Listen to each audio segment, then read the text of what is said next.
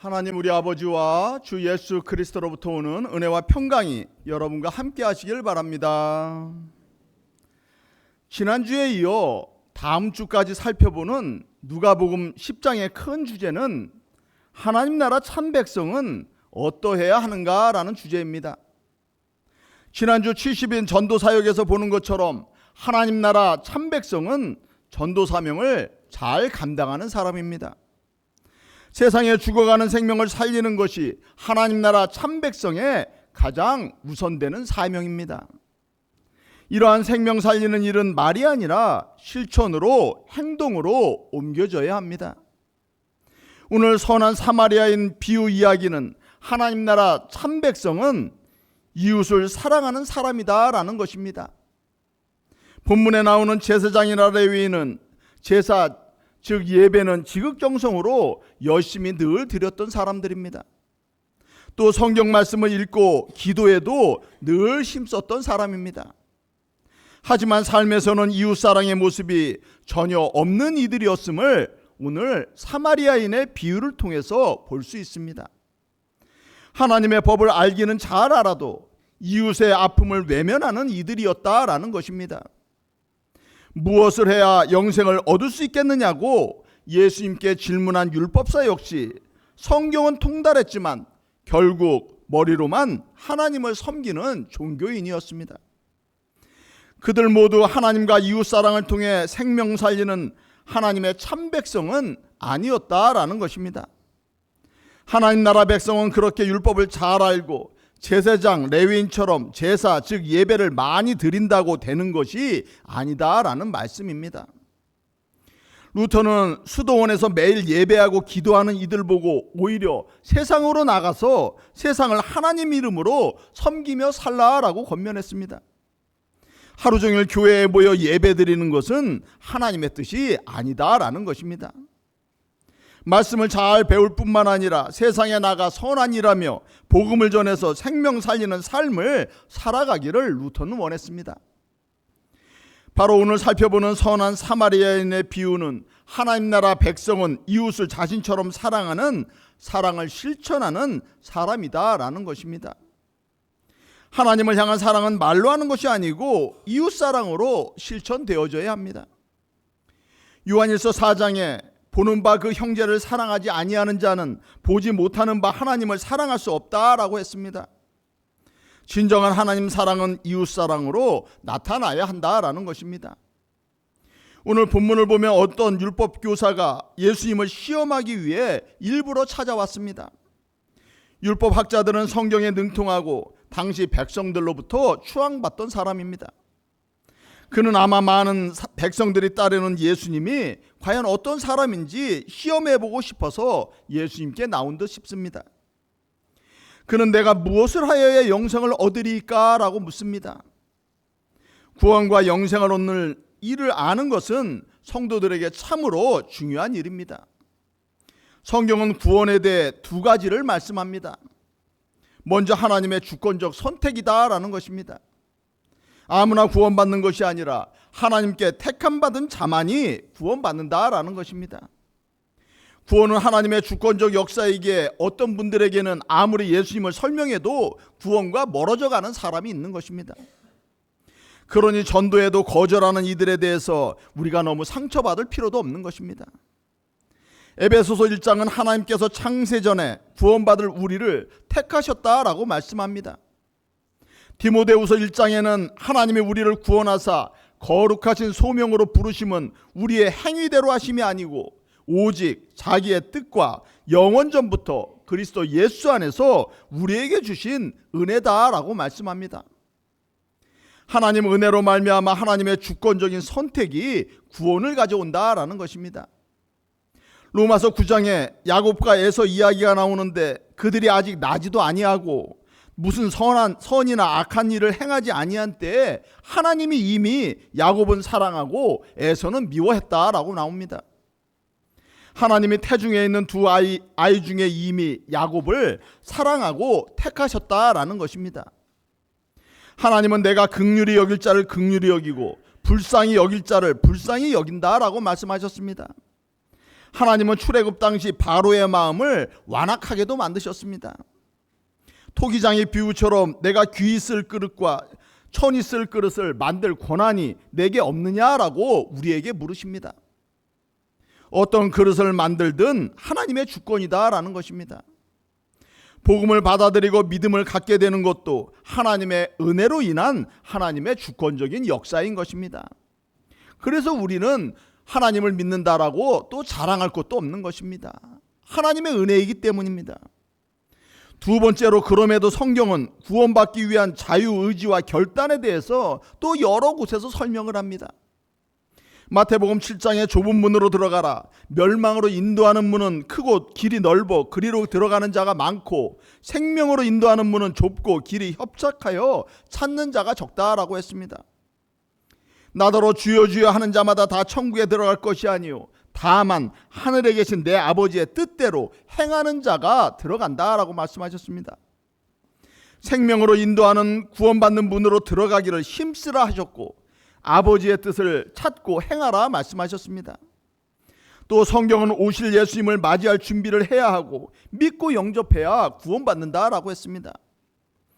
옛사람을 십자가에 못 박아라 말씀하셨고 회개치 아니하면 망한다라고, 또 날마다 영으로서 몸의 행실을 죽이라 말씀하셨습니다. 구원이란 목표를 향해 다름박질해야 하고 그리스도의 정결한 신부로 단장해야 하고 우리를 삼키려 드는 마귀를 대적하기 위해 근신하고 깨어 있어야 한다 말씀하십니다. 또 천국은 침노하는 자가 빼앗는다라고도 말씀하셨습니다.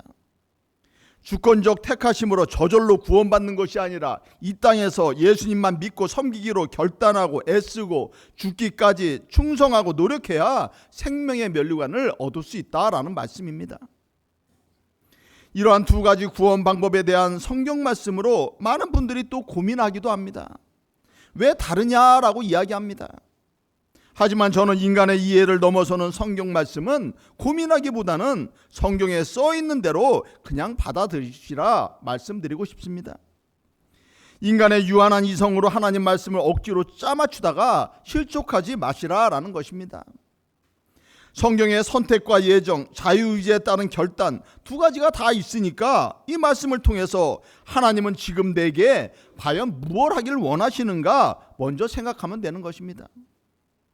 저는 여러분이 하나님의 주권적 선택과 예정을 먼저 믿으시길 바랍니다. 나를 창세전에 택하셨고 부르셔서 이 예배의 자리로 나와 있게 했다고 생각하면은 얼마나 마음에 평안과 또 감사가 넘쳐나겠습니까? 구원이 우리에게 보장되었다라는 것입니다. 그 감사함을 가지고 성경에서 말씀하신 대로 하나님 나라를 위해 수고하고 애쓰며 십자가 지는 삶을 통해 좁은 문으로 들어가기를 힘쓰면 되는 것입니다. 구원의 문제는 하나님께 맡기고 성경에서 말씀하시는 내용들을 진지하게 삶 가운데 실천하면 되는 것입니다. 예정이면 어떻고 또 아니면 어떻습니까? 그저 우리가 하나님 잘 믿고 살아가면 되는 것입니다. 특별히 오늘 본문은 구원과 영생을 얻기 위해 토론할 것이 아니라 하나님 사랑과 이웃 사랑을 실천할 것을 말씀하는 본문입니다. 어떤 율법 교사가 찾아와 예수님께 무엇을 해야 영생을 얻을 수 있느냐라고 물었습니다. 예수님은 율법에는 무엇이라 기록되었느냐라고 또 되물으셨습니다. 율법사는 내 마음을 다하며 목숨을 다하며 힘을 다하며 뜻을 다하여 주 너희 하나님을 사랑하고 또 내 이웃을 내 자신같이 사랑하라 했다라고 답을 했습니다. 이에 예수님은 내 답이 옳다, 이를 행하라, 그러면 살리라 말씀하십니다. 주님은 내가 답변한 대로 행하면 영생을 얻을 것이라 말씀하신 것입니다. 중요한 것은 성경을 아는 것이 아니라 하나님 사랑과 이웃 사랑을 계속 삶 가운데 실천하는 것입니다. 우리가 예수님을 존경하는 것은 예수님이 감동적이고 멋들어진 말씀을 우리에게 하셨기 때문이 아닌 것입니다. 사랑을 실천하는 삶을 사셨기 때문입니다. 우리에게 생명을 주셨기 때문인 것입니다. 예수님은 제자들의 더러운 발을 손수 씻기시며 섬김의 모범을 우리에게 보여주셨습니다. 우리를 향한 사랑이 어떤 것인지 채찍에 맞고 침뱉음과 조롱과 모욕 가운데 십자가에 달리심으로 우리에게 보여주셨습니다. 그러므로 예수님의 제자된 우리도 세상 가운데 그리스도의 향기를 내고 사랑을 실천하는 구체적 섬김의 삶을 통해 제자됨을 드러내야 하는 것입니다. 율법사는 다시 자신이 사랑해야 할 이웃이 누구인지 예수님께 묻습니다. 당시 유대인들은 이웃의 개념을 좁게 제한했습니다. 유대인들은 같은 동족과 같은 종교 그룹에 속한 이들만 이웃이라 여겼습니다.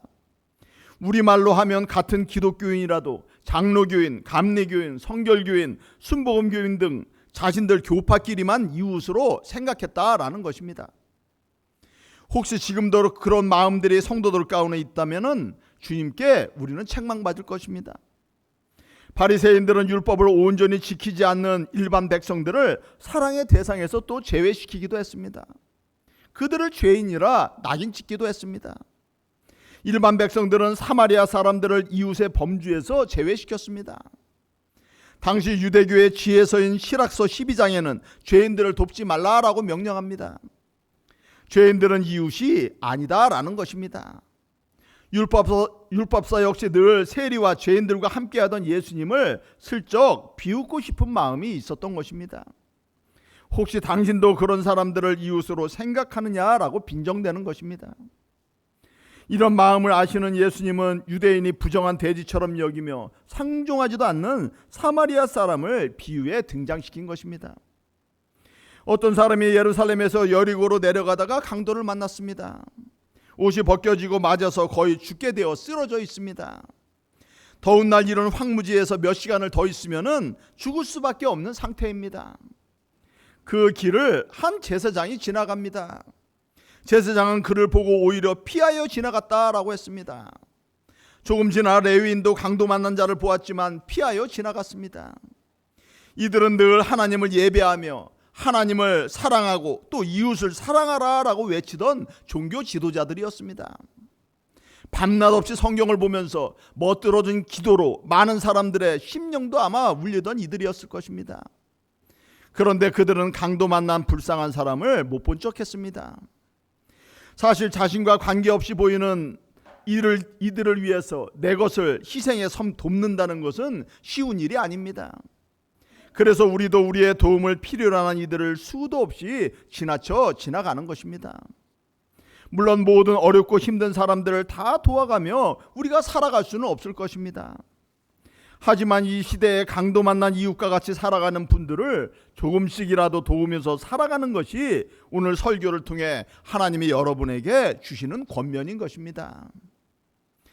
하나님은 결코 우리 능력 밖의 사명을 요구하지 않으십니다. 만약 필요하다면 그 일을 감당할 인력과 재정도 부어주실 것입니다.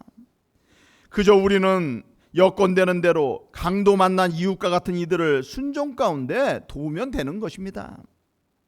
오늘 본문에 강도 만난 사람은 모든 이들이 외면하는 가운데 정말 죽을지도 모를 절망적인 상태에 처해 있었습니다. 그때 유대인이 아닌 사마리아인이 하나 등장합니다. 사마리아인의 등장은 듣고 있던 유대 청중들이 생각지도 못한 등장입니다. 왜 사마리아인이 거기서 나오냐라고 했을 것입니다. 사마리아인은 망설임 없이 자신을 적대시하고 이방인 취급하는 이 강도 만난 유대인을 돌보기 시작합니다. 그에게 다가갔고 상처를 싸매 주었습니다. 상처를 싸매기 위해서 아마 자신이 입고 있던 귀한 옷도 찢었을지 모릅니다. 기름과 포도주로 상처를 응급처치하고 자신의 나귀에 태웠습니다. 이제 그는 무더운 광야길을 힘들게 나귀를 끌어가면서 걸어야 했습니다. 사마리아인은 자신이 아는 주막으로 그를 데리고 가서 돌보아 줍니다. 그 이튿날 떠나면서 주인에게 자신이 가지고 있는 2데나리온을 주면서 돌보아 주기를 또 부탁합니다. 하루 숙박비가 12분의 1 데나리온이었다고 하니 아마 한두 주는 돌봄받을 수 있을 것입니다. 더구나 사마리아인은 비용이 더 들면 자신이 돌아올 때 다 갚겠다라고 말합니다. 놀라운 사랑인 것입니다. 이 강도 만난 사람은 생면부지에 더군다나 서로 원수같이 여기는 유대인 것입니다. 그럼에도 그는 참으로 완벽한 사랑 실천을 보여주었습니다. 주님은 내가 원하는 이웃사랑은 인종적인 편견을 뛰어넘고 자신을 적대시하는 부류들에게까지도 인도적인 사랑을 베풀라라는 것입니다. 누가복음 6장에서 예수님은 오직 너희는 원수를 사랑하고 선대하라 하셨습니다. 이웃사랑은 원수 같은 사람도 선대하는 것이고 말로 하는 것이 아니고 경제적 손해까지도 감수하는 사랑이라 말씀하십니다. 야고보서 2장에는 만일 형제나 자매가 헐벗고 일용할 양식이 없는데 너희 중에 누구든지 그에게 이르되 평안히 가라, 더웁게 하라, 배부르게 하라 하며 그 몸에 쓸 것을 주지 아니하면 무슨 유익이 있느냐 말씀하십니다. 오늘 주신 예수님의 말씀을 요약하면 만일 내가 하나님을 진심으로 사랑한다면 너는 이웃을 사랑하게 될 것이다 라는 말씀입니다. 이웃은 여러분이 사랑할 만한 요소가 전혀 없는 사람이나 혹은 여러분이 베푸는 동정마저도 멸시하는 사람도 포함되는 것입니다. 예수님은 너희 원수를 사랑하라, 너희를 핍박하는 자를 위해서 기도하라, 너희를 미워하는 자에게 선을 행하라, 너희를 저주하는 자들을 축복하라 말씀하십니다. 참으로 우리가 실천하기에는 너무나 어려운 불가능한 말씀입니다. 그래서 이 이웃사랑 역시 내 힘으로는 안 되는 것이고 성령님의 충만함을 입으면 가능하게 되는 것입니다. 성령님이 내주하심으로 가능할 것이고 이렇게 사랑을 실천하는 이들이 결국에는 영생을 얻게 된다라는 것입니다. 예수님은 마태복음 25장에서 내 형제 중에 지극히 작은 자 하나에게 한 것이 곧 내게 한 것이다 말씀하셨습니다. 여러분도 나가셔서 누군가 도움을 필요하는 사람들의 이웃이 되어 주시기 바랍니다. 그럴 때 하나님께서 여러분에게 복도 주시고 상도 주실 것입니다. 결국에는 영생도 주실 것입니다. 예수님은 내 이웃이 누구냐는 질문을 조금 바꾸어서 다시 묻습니다. 이 세 사람 중에 누가 강도 만난 자의 이웃이 되겠느냐라는 것입니다. 예수님은 어떤 사람이 너의 이웃인지 묻지 말고 너 자신이 도움을 필요로 하는 모든 사람의 이웃이 되어주라 말씀하십니다. 예수님은 세상에서 강도 만나고 도움을 필요로 하는 모든 사람에게 선한 이웃이 되라 우리에게 요구하십니다. 오늘 본문의 마지막 말씀은 가서 너도 이와 같이 행하라 라는 말씀입니다. 이것은 예수님의 권유를 넘어서는 우리에게 주시는 명령인 것입니다. 혹시 여러분은 제사장과 레위인처럼 위선과 이기심으로 이웃의 간절한 도움의 손길을 매몰차게 거절하는 가식적인 종교인은 아닌지 돌아보시기 바랍니다. 내 이웃이 누구냐고 묻지 말고 여러분의 도움과 사랑이 필요한 이들에게 이웃이 되어주시기 바랍니다. 영원한 생명을 얻는 방법은 예수님을 나의 구주로 고백하고 예수님의 사랑 가운데 거하고 실천하는 것입니다. 그러면 하나님을 자연히 사랑하고 이웃을 자연스럽게 사랑하게 될 것입니다. 삶에서 예수 그리스도의 사랑이 묻어나게 될 것입니다. 바라기는 하나님의 은혜 가운데 하나님을 사랑하고 이웃을 참되게 사랑하는 참된 신앙인이 되어서 영생 얻는 복된 성도들이 되시기를 주님의 이름으로 축원합니다. 함께 기도